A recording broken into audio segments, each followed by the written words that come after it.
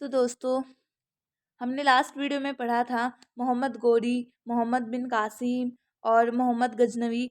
तो इन सब के बारे में हमने पढ़ लिया था। तो आज हम वीडियो में दिल्ली सल्तनत के बारे में पढ़ते हैं और दिल्ली सल्तनत कब से कब तक चला, कितने वंशों ने इस पर शासन किया, कितने वंश दिल्ली सल्तनत के अंदर आते हैं, तो सब पढ़ते हैं।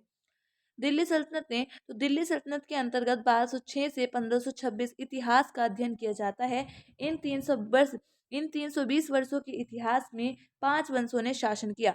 तो 5 वंशों ने शासन किया था। तो देख लेते हैं।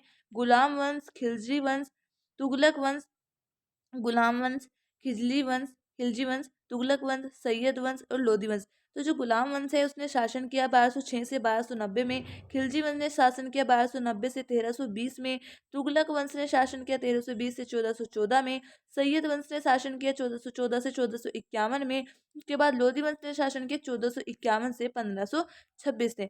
तो दोस्तों, अब हम डिटेल में पढ़ते हैं कि किस किस शासक ने शासन किया था। जैसे कि गुलाम वंश है तो उसके अंदर कितने शासक ने शासन किया, सब पढ़ते हैं।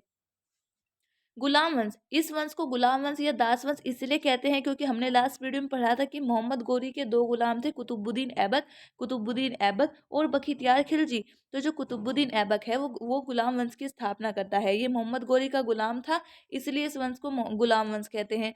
और कुछ विद्वान इस वंश को मामलुक वंश भी कहते हैं। क्या कहते हैं? मामलुक वंश के नाम से जानते हैं, जिसका अर्थ है कि जो स्वतंत्र माता पिता है उनकी गुलाम संतान।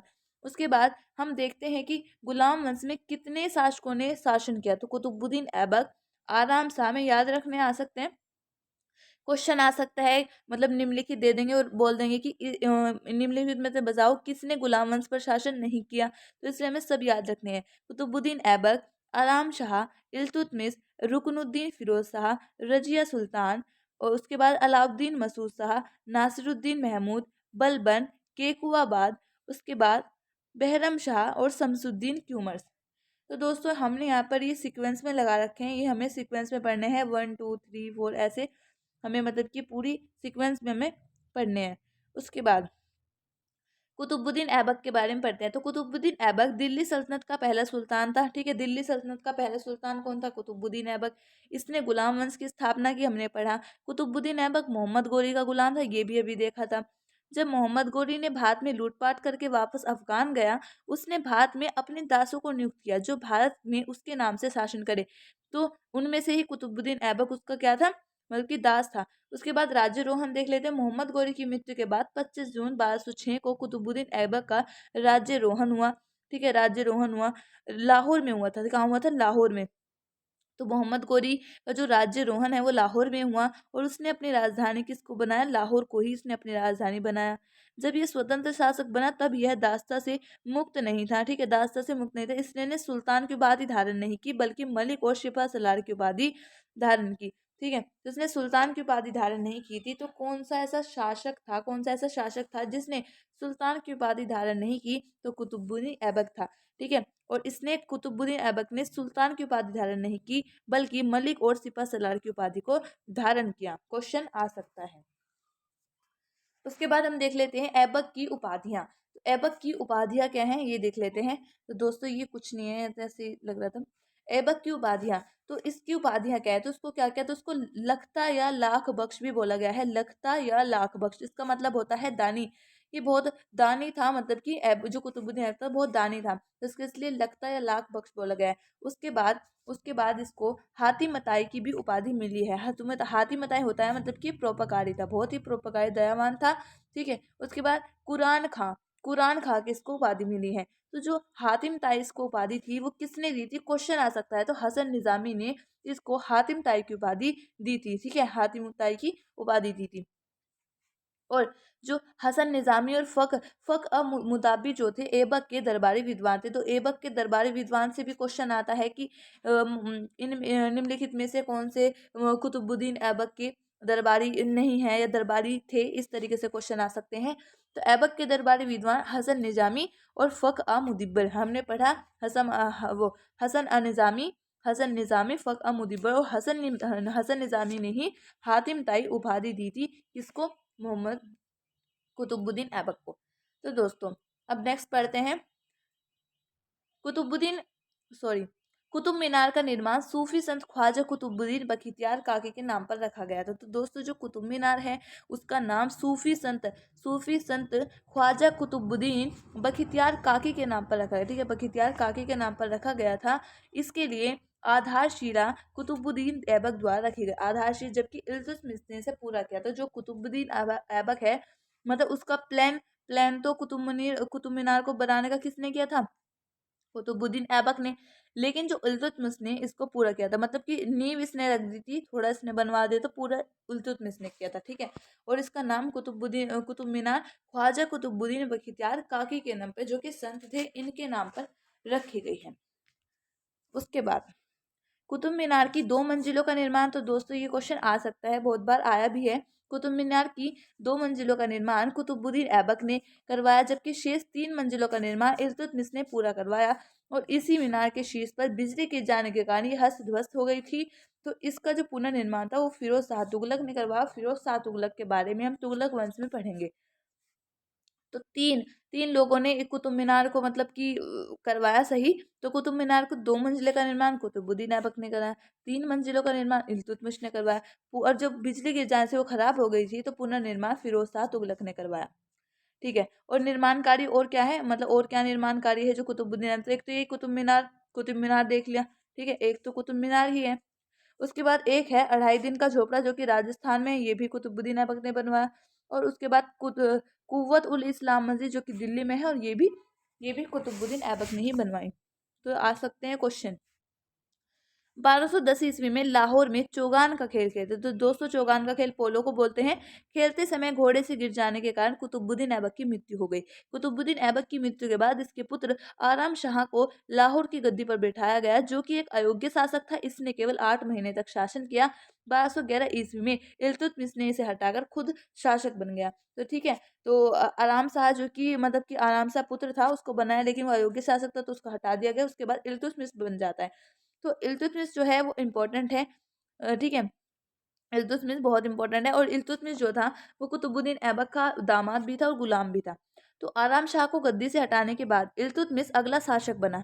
यह कुतुबुद्दीन ऐबक का दामाद और गुलाम था, जो कि कुतुबुद्दीन ऐबक के समय बंदायूं का सूबेदार था, ठीक है, बंदायूं का सूबेदार था। इल्तुतमिश ने दिल्ली को अपनी राजधानी बनाया। तो देखो ये इंपॉर्टेंट पॉइंट आता है। इंपॉर्टेंट पॉइंट क्यों है क्योंकि जो कुतुबुद्दीन ऐबक था उसने राजधानी लाहौर को बनाया, लेकिन जो इल्तुतमिश है उसने जो राजधानी वो दिल्ली को बनाया था, ठीक है। और हमने पढ़ा कि जो कुतुबुद्दीन ऐबक है उसने उसकी सुल्तान की उपाधि धारण नहीं की थी, लेकिन जो इल्तुतमिश है उसने सुल्तान की उपाधि धारण की, ठीक है। तो दो इनमें डिफरेंस देख लिया हमने, डिफरेंस भी देख लिया।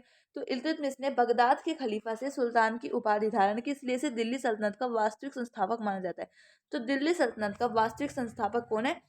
वैसे संस्थापक तो कुतुबुद्दीन ऐबक है, लेकिन अगर वास्तविक संस्थापक की बात करें तो इल्तुतमिश है। क्वेश्चन गलत मत कर देना। उसके बाद जब मंगोल आक्रमणकारी चंगेज खान ने जलालुद्दीन मांगबरनी पर आक्रमण किया, तब जलालुद्दीन मांगबरनी ने इल्तुतमिश से शरण मांगी, तो इसने शरण देने से मना कर दिया और चंगेज खान के आक्रमण से अपनी रक्षा की, ठीक है। तो इसने कहा कि जब मंगोल आक्रमणकारी चंगेज खान ने जलालुद्दीन जो मांगबरनी उस पर आक्रमण किया, तो उसने मतलब कि इल्तुतमिश ने शरण देने से मना कर दिया। और क्योंकि अगर वो शरण दे देता तो चंगेज खान उसको जिंदा थोड़ी ना छोड़ता, तो इसलिए उसने मतलब कि मना कर दिया और चंगेज खान ने अपनी रक्षा की, आक्रमण से चंगेज खान की रक्षा की। इसने सल्तनत काल के 3 महत्वपूर्ण अंग इक्ता, सेना और मुद्रा प्रणाली का गठन किया। तो दोस्तों इल्तुतमिश का जो शासनकाल है वो इसलिए भी इम्पोर्टेंट है क्योंकि इसने मतलब कि बहुत चीज़ें ऐसी की थी जो कि पेपर में पूछी जाती हैं और जो कि इम्पोर्टेंट है। तो इसने सल्तनत काल के 3 महत्वपूर्ण अंग इक्ता, सेना और मुद्रा प्रणाली को का गठन किया। इक्ता, ठीक है, इक्ता, सेना और मुद्रा। तो दोस्तों हम आगे पढ़ते हैं कि क्या होती है तीनों चीज। तो देखो, एकता होती है धन के स्थान पर वेतन के रूप में भूमि देना। मतलब कि हम धन के स्थान पर मतलब कि अगर मजदूर काम करते हैं तो उसको हम धन नहीं देंगे, उसको हम वेतन नहीं देंगे, मतलब धन के स्थान पर वेतन हमें सैलरी में उसको क्या देंगे, उसको भूमि देंगे, ठीक है। भूमि ये होती है एकता प्रणाली।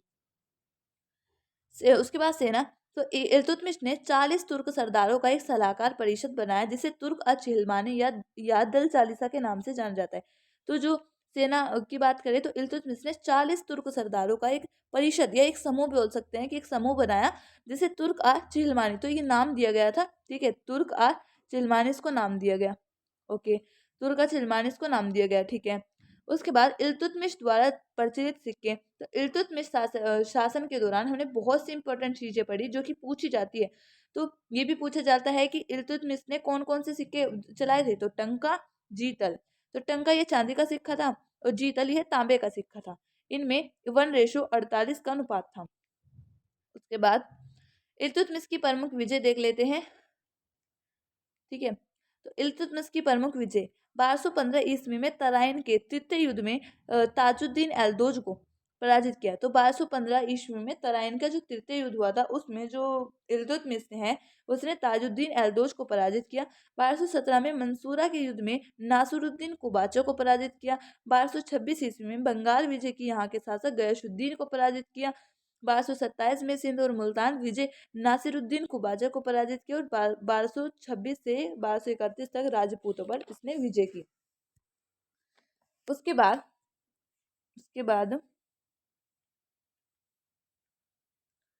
1235 पंजाब के खोखरों पर विजय, ठीक है। पंजाब के खोखरों पर विजय।